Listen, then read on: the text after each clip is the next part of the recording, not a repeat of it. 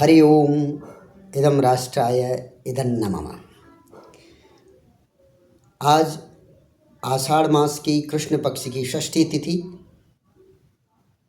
विक्रमी संवत 2082। वीर सर्वत्र पूज्यते। आज पुनः हम भारत के वीरों की शौर्य गाथा को प्रदर्शित करती हुई ऑपरेशन सिंदूर पर छपी एक रिपोर्ट, एक विश्लेषण वाली रिपोर्ट, उसका हम पाठन करेंगे। भारत के वीर सैनिकों का पराक्रम पूरे विश्व ने देखा है, परंतु हमारे सामने कितनी चुनौतियां हैं, इसका भी हमको थोड़ा ध्यान होना चाहिए।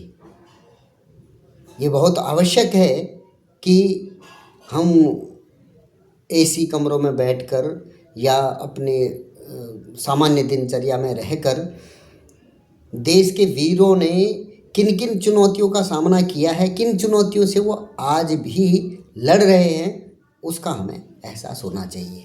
इसलिए आज मैंने जिस लेख को चुना है वो है भारत के समक्ष ढाई मोर्चे का युद्ध। एक हमारे रक्षा विशेषज्ञ हैं कर्नल जसवंत सिंह, उन्होंने अपना विश्लेषण प्रस्तुत किया है जो पथिक संदेश लेख पत्रिका में छपा हुआ है। राष्ट्रवादी पत्रिका है, इसलिए ऐसी पत्रिकाओं में ही शौर्य की कहानियाँ, देश के जो वीर, जो देश के लिए मर मिटने वाले लोग हैं, उनकी कहानियाँ छपती हैं। तो आज उसका पाठन करेंगे। इससे पहले हम आगे बढ़ें, आपसे अनुरोध है कि इस चैनल को आप सब्सक्राइब करें, पोस्ट को लाइक करें, शेयर करें। कुछ नहीं करना है, परंतु एक आग्रह आप लोगों से है कि राष्ट्रवादी पत्रिकाओं को पढ़ें, उनको सब्सक्राइब करें, राष्ट्रवादी पुस्तकों को पढ़ें, उनको खरीद कर ले आएँ। ये इन्फॉर्मेशन वॉरफेयर का समय है। यहाँ पर हमारी मिस इन्फॉर्मेशन हमारे पूरे राष्ट्र को बहुत भारी नुकसान पहुँचा सकती है। इसलिए आपसे करबद्ध निवेदन है कि राष्ट्रवादी पत्रिकाओं को पढ़ें, जो सही जानकारी है उसको लें, और जो प्रोपेगेंडा वेस्टर्न मीडिया या वेस्टर्न इकोसिस्टम के द्वारा किया जाता है, जिसमें हम पाकिस्तान को अगर आप वेस्टर्न इकोसिस्टम का एक अंश माने तो अतिशयोक्ति नहीं होगी। तो मैं यही अनुरोध सभी से करता हूँ कि राष्ट्रवादी पत्रिकाओं को सब्सक्राइब करें। पथिक संदेश पंजाब में राष्ट्रवादी पत्रिका है और पांचजन्य पूरे भारत में उपलब्ध होती है, उसको मंगवाएं, या आपके शहरों में या आपके प्रांत में, अपने स्टेट में जो भी राष्ट्रवादी पत्रिकाएं हैं उनका वाचन करें, शुरू करें। लेख का पाठन शुरू करते हैं। भारत के समक्ष ढाई मोर्चे का युद्ध भारत के लिए केवल पाकिस्तान और चीन ही नहीं, बल्कि आंतरिक फॉल्ट लाइन भी चुनौती पेश करती है। इसमें विपक्षी दलों की नकारात्मकता और सोशल मीडिया का घातक प्रयोग चिंताजनक है। जहां पर हम आप इस युद्ध में अपने वीर सैनिकों का सहयोग कर सकते हैं, वो बहुत ध्यान से सुने, पूरा इस लेख को सुने और फिर उसके बाद विश्लेषण कीजिए। मैं आपसे अनुरोध करूंगा कि इस वीडियो के अंत तक रहिए। कश्मीर के पहलगाम में आतंकी हमले के बाद ऑपरेशन सिंदूर के रूप में भारत की प्रतिक्रिया ने दक्षिण एशियाई उपमहाद्वीप में, भारतीय उपमहाद्वीप कहना चाहिए, में एक नई रणनीतिक लाल रेखा खींच दी है। प्रधानमंत्री नरेंद्र मोदी स्पष्ट कर चुके हैं कि आतंकवाद के हर कृत्य को युद्ध की कार्यवाही माना जाएगा और आतंकियों व उनके प्रायोजकों को समान सजा दी जाएगी। भारत का यह रूख शक्ति और संयम का मिश्रण है। मौजूदा स्थिति में पाकिस्तान के लिए सबसे अच्छा विकल्प यही होगा कि वह इस बात को समझे कि भारत को हजार घाव देने की उसकी नीति उसे विनाश के कगार पर ले आई है। बेहतर यही होगा कि वह इस नीति को त्याग कर आगे बढ़े। दुर्भाग्य से उस देश में ही ऐसे कट्टरपंथी और कुख्यात तत्व मौजूद हैं जो भारत विरोधी नीति को त्यागने का पुरजोर विरोध करते हैं। इसलिए भारत को हर समय सतर्क और तैयार रहने की ज़रूरत है। हालिया संघर्ष मुख्यतः ड्रोन, मिसाइलों और तोपखाने के उपयोग के साथ ही एक नए प्रकार के गतिरोधक युद्ध का प्रतिमान था।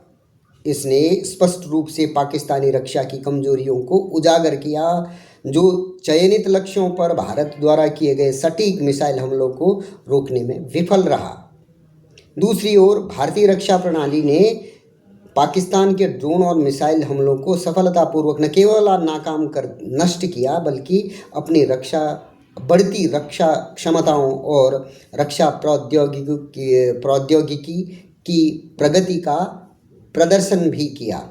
भारत ने मुख्य रूप से स्वदेशी तकनीक जैसे आकाश तीर, वायु रक्षा प्रणाली, ब्रह्मोस और कामिकाजे ड्रोन का उपयोग किया, जबकि पाकिस्तान केवल विदेशी उपकरणों, मुख्य रूप से तुर्की और चीन पर निर्भर रहा।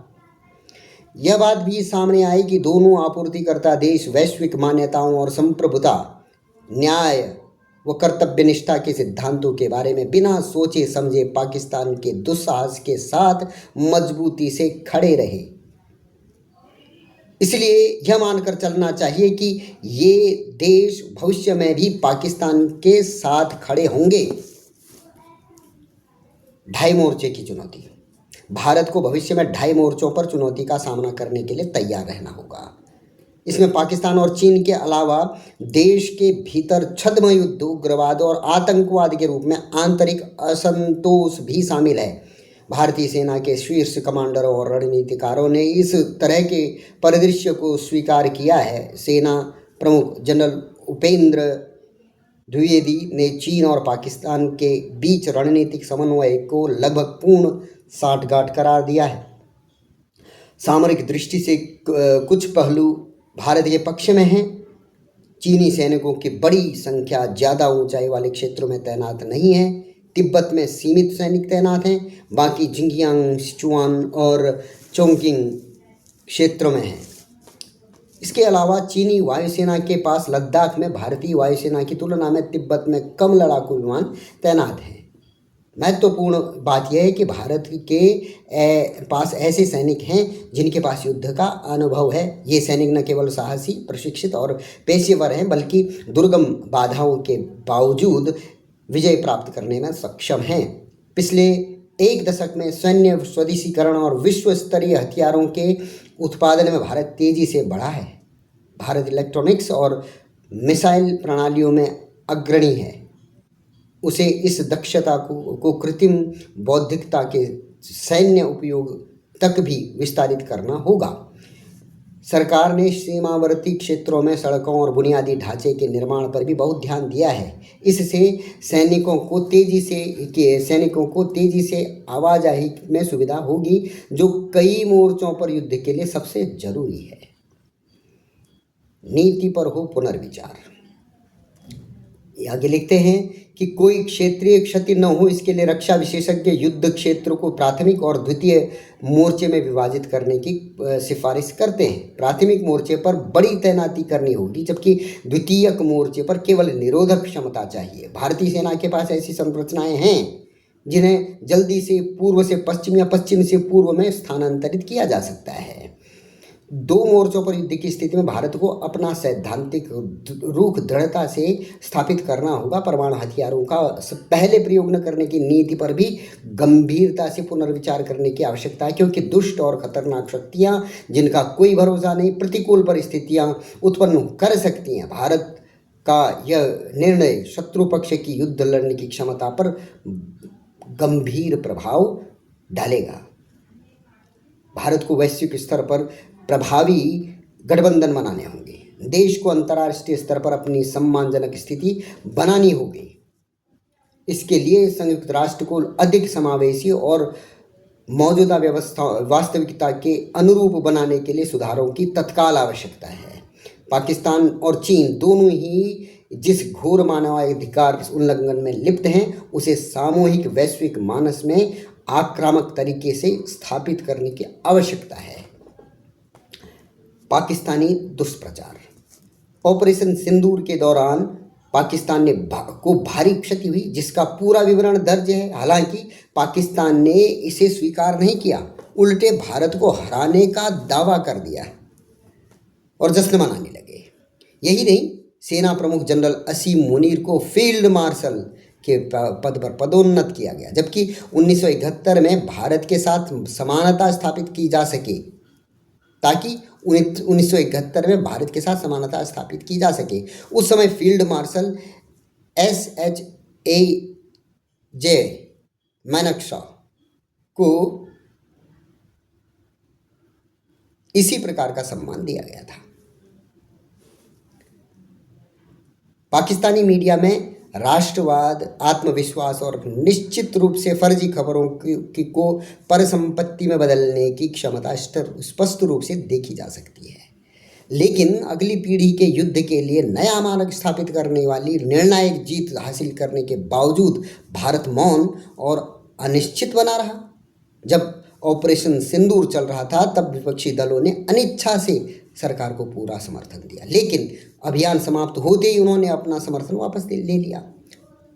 ऑपरेशन के दौरान भारतीय सेनाओं को हुए नुकसान के बारे में सवाल पूछे गए और विदेशी ताकतों के इशारे पर युद्ध विराम की घोषणा के आरोप लगाए गए। शिकायतों और शंकाओं की सूची अंतहीन है। इन शंकाओं को विषैले सोशल मीडिया अभियान के जरिए फैलाया गया। दरअसल राष्ट्रीय ताने बाने में आई गंभीर दरारें भारत की लड़ने की क्षमता पर गंभीर रूप से असर डालेंगी। यह आंतरिक असंतोष की चुनौती में एक नया, विशाल और गंभीर आयाम जोड़ता है। यह स्थापित हो चुका है कि फर्जी खबरें और सोशल मीडिया देश की युद्ध लड़ने की क्षमता पर प्रतिकूल असर डाल सकती हैं। ऐसी विभाजनकारी प्रवृत्तियों पर अंकुश लगाने की तत्काल आवश्यकता अधिक परिपक्व राजनीति का निर्माण करने की भी है, जो आपातकाल के समय अपनी जिम्मेदारियों को समझती हो। ढाई मोर्चों पर युद्ध एक ऐसी सुरक्षा चुनौती है जिसे भारत न तो नज़रअंदाज कर सकता है, न ही इससे दूर भाग सकता है। हालांकि हमारी रक्षा सेनाएं सरकार के सक्रिय सहयोग से इसके लिए स्वयं को तैयार करने में लगी हुई हैं, फिर भी अंततः पूरे देश का दृष्टिकोण ही शत्रु पर विजय प्राप्त करेगा। देश को पृथ्वीराज चौहान सिंड्रोम से फिर से परिचित कराना होगा। Prithviraj Chauhan syndrome, what is that? Prithviraj Chauhan शक्तिशाली थे। उन्होंने मोहम्मद गौरी को कई बार हराया, लेकिन उसे पूरी तरह से परास्त नहीं किया। राष्ट्रीय परिदृश्य में यह एक भयंकर गलती है जिसे जल्द से जल्द सुधारने की आवश्यकता है, नहीं तो इसकी कीमत आने वाली पीढ़ियों को चुकानी पड़ सकती है। दुश्मन को पूरी तरह से पराभूत करना हमारी नई नीति होनी चाहिए। इस सच्चाई को हम जितना जल्दी समझें हमारे लिए उतना ही श्रेयस्कर होगा। डॉक्टर कर्नल सिंह जाने माने विशेषज्ञ हैं, रक्षा मामलों की बातों को रखते हैं। उन्होंने बड़े महत्वपूर्ण बातें रखी हैं। इन्होंने सबसे पहले बात तो ये रखी, भाई ढाई मोर्चे में जो आप कह रहे हो, ढाई मोर्चा जब से जनरल साहब बिपिन रावत जी ने ये कहा था तब से सब बोलते तो हैं, लेकिन वो है क्या ढाई मोर्चा, वो कर्नल साहब ने यहाँ पर स्पष्ट किया है। और इतना आसान नहीं है। हम बाहर के शत्रु से लड़ सकते हैं, उसकी हमारी सैन्य क्षमताओं में कोई संदेह की बात है ही नहीं, परंतु जो रणनीति होनी चाहिए वो अंदर जो बैठा शत्रु है, हम एक अच्छे इंसान के अंदर भी बैठा एक शत्रु है। वास्तविकता ये है, अगर आप सही कंटेंट नहीं प्राप्त करते हैं, सही इन्फॉर्मेशन नहीं प्राप्त करते हैं, तो आप भी एक वो जो नेगेटिविटी फैलाने वाली जो तत्व हैं उनका एक हिस्सा बनने वाले हैं। इसलिए प्रत्येक मनुष्य को, प्रत्येक नागरिक को बहुत सतर्क होने की आवश्यकता है। वो 2.5 मोर्चे में जो आधा मोर्चा है ना, वो बहुत खतरनाक होने वाला है। इसलिए नहीं कि कुछ लोग पेड़ हो सकते हैं। जो पश्चिमी तंत्र है ना, वो हमेशा से इसी तरीके से बना हुआ है। भारत के जो विभाजन की जो मूल आवश्यकता थी वो ये थी कि भारत का कोई हिस्सा पश्चिम के नियंत्रण में रहे, और जिसे पाकिस्तान कहा जाता है वो वास्तव में ब्रिटेन की कॉलोनी ही रहा है। ब्रिटेन ने या फिर बाद में अमेरिका ने उसको जैसे चाहा, जब चाहा तब उसका प्रयोग किया है। हमने इसको समझने की आवश्यकता है। और हमारे अंदर भी बैठे लोग हैं जिनको भी ये समझने की आवश्यकता है कि we need to look within us. हम में से हर एक व्यक्ति इस इंफॉर्मेशन वॉरफेयर के ज़माने में देश के लिए एक लाइबिलिटी बन सकता है और देश के लिए एक एसेट बन सकता है। अगर आप सही जानकारियाँ अपने पास रखते हैं, देश के हित की जानकारियाँ आप अपने पास रखते हैं या उनको प्रोपेगेट कर रहे हैं, तो निश्चित रूप से आप भी एक सैनिक की तरह कार्य कर रहे हैं। परंतु आज विडंबना ये है जो सोशल मीडिया आया हुआ है, जिसमें हमारी मनोवृत्ति को इस तरीके से भरमाया जाता है कि लोगों को लगता नहीं कि अच्छा हमारी इस सोच से क्या हो जाएगा, परंतु इससे बहुत फर्क पड़ने वाला है।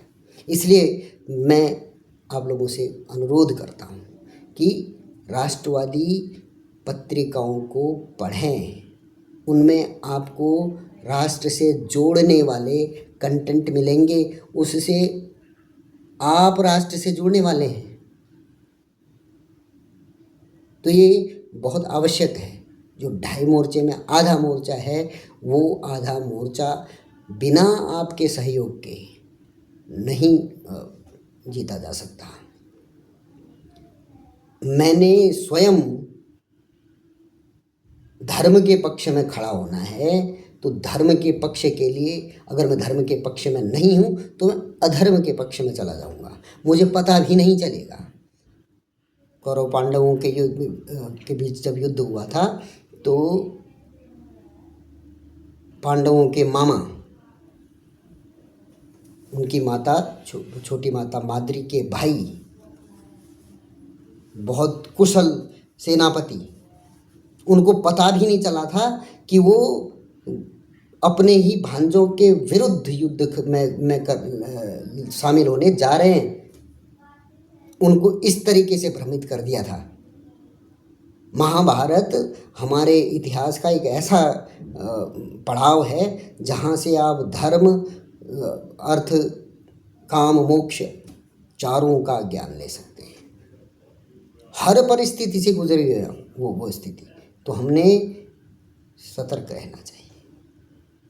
किंबहुना आगे किसी और अंक के साथ आप लोगों के साथ मुलाकात होगी।